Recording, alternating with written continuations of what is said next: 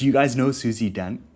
She is basically queen of English, queen of the English language, and Susie's been sitting on Dictionary Corner since 1992. So, I don't know, about 25 years now. And she's been in Dictionary Corner for 8 out of 10 Cats Does Countdown since that show began. Anyone who can hold their own against Jimmy Carr and his band of ragamuffin comedians, hands down, deserves respect. And that equally applies to Rachel Riley as well. But here's the thing. Susie Dent is not just a media personality. She has written well over 15 books. Like I just gave up counting on her Wikipedia page. Anyway, I can't remember how or why, but I started following her on Instagram, and you have to follow her too. I'll put a link down below. But she just posts these really funny videos about strange and interesting and weird words, like telling us what they mean, where the word comes from. And basically, she inspired this video. So if you like this video, share with her your love, and also, of course, like, share, and subscribe. Hello, and welcome to Reading for Idiots, a channel where I either review books or I read books live on Twitch. And my goal is to just encourage more people to read, because reading is amazing, reading is cheap, and reading can literally get you to time travel. New reviews go up every other Wednesday, and every other Wednesday is some kind of reading related video like this one today. And on the weekends, that's when you'll find me reading live on Twitch, and then I post the live stream on Twitch onto YouTube. Today, we have a very special video, the first of its kind, inspired by the amazing Susie Dent. We will be looking at 5 rare, unusual, and beautiful words that, let's be honest, if you were to drop them into a conversation, you would absolutely sound like a That is, if you remember them at all, because if we're still being honest, you probably wouldn't. I know I sure as hell wouldn't. But the magical thing about words is that they linger. Even if you don't remember exactly what a word means, I like to think you'll always remember like that certain flavor a word has. Plus, more or less, you can kind of guess their meanings from context, right? And it's just cool to know, albeit briefly, because you're probably just going to forget it anyway. It's just cool to know that such words exist. So, without further ado, here is 5 rare, unusual, and beautiful words.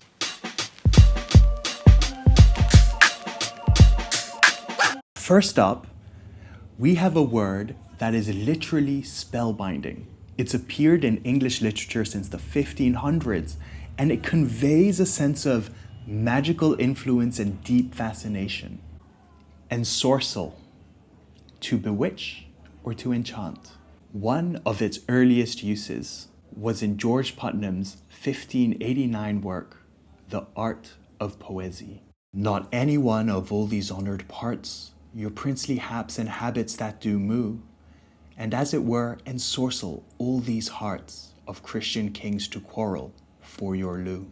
Totally rare, beautiful, and unusual, right? I mean, unusual not least because moo, loo is clearly move, love. But doesn't it just add a poetic and archaic flavor, maybe even supernatural flavor to that act of captivating? Our second word is straight out of ancient Greek philosophy. Literally. In fact, you will find it in Seneca's treatise, a dialogue on Stoicism called De Tranquilitate Animi, on the tranquility of the mind. And in it, he explores how we can achieve inner peace. I mean, that's pretty rare and unusual and beautiful, right? The achievement of this inner peace being the state of ataraxia, serene calmness, freedom from emotional and mental disturbances. Seneca advised that to achieve ataraxia, one should lead an austere life, free from excessive luxury, with wisely chosen companions. Ultimately, though, ataraxia is achieved through self-control and an understanding of the world. We're staying in Greece for our third word, and this word is very playful. It's definitely cheeky, even though it is rather poetic and kind of literary. This word is most definitely beautiful, though one would hope not always rare and unusual. And here's the recipe. You take 1 part kali, meaning beautiful, and 1 part piga, meaning buttocks. Callipygian, which means literally nice arse, but, pun intended, more elegantly stated. This is Venus of Callipyge, Hellenistic, white marble, 1st or 2nd century BC, sculptor unknown. It's a depiction of the feminine ideal, which if you want to see in person, you can just go to the National Archaeological Museum at Naples. Finally, we have 2 similar words, twins, I guess you could say, with a subtle nuance distinguishing the 2 of them. Our first, with a gnarly spelling, is Cytherism, derived from the Greek cytherismos, meaning whispering. And it's mostly used in natural or poetic contexts to describe the gentle sound of leaves and nature. Here's an example of it in use from this beautiful passage from The Princess Clarice, a story of 1871 by Mortimer Collins. Look from your window some marsh morning of east wind, Eurus, aburendo, and you may tell the quarter whence it blows by the tortured movement of the trees. They struggle with their aerial tormentor and shudder as he smites them. Another day, the sweet south is blowing. Do you not see how the larch and lime palpitate with pleasure? Do you not hear the musical cytherism of the feathered foliage?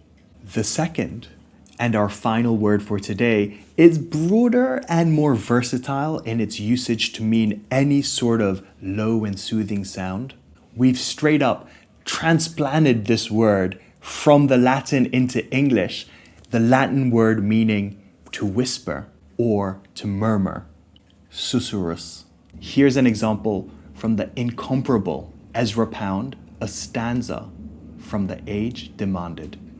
Nothing in brief but the maudlin confession, a response to human aggression amid the precipitation.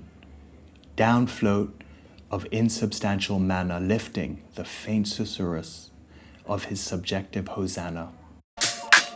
That's it. Those are our 5 rare, unusual, and beautiful words. Which one was your favorite? I bet you can guess which one mine was. Let me know down below.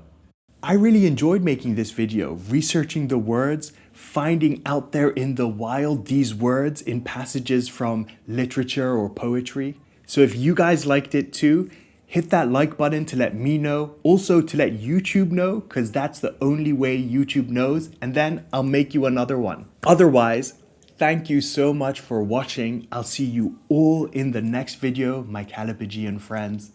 Like, share, subscribe.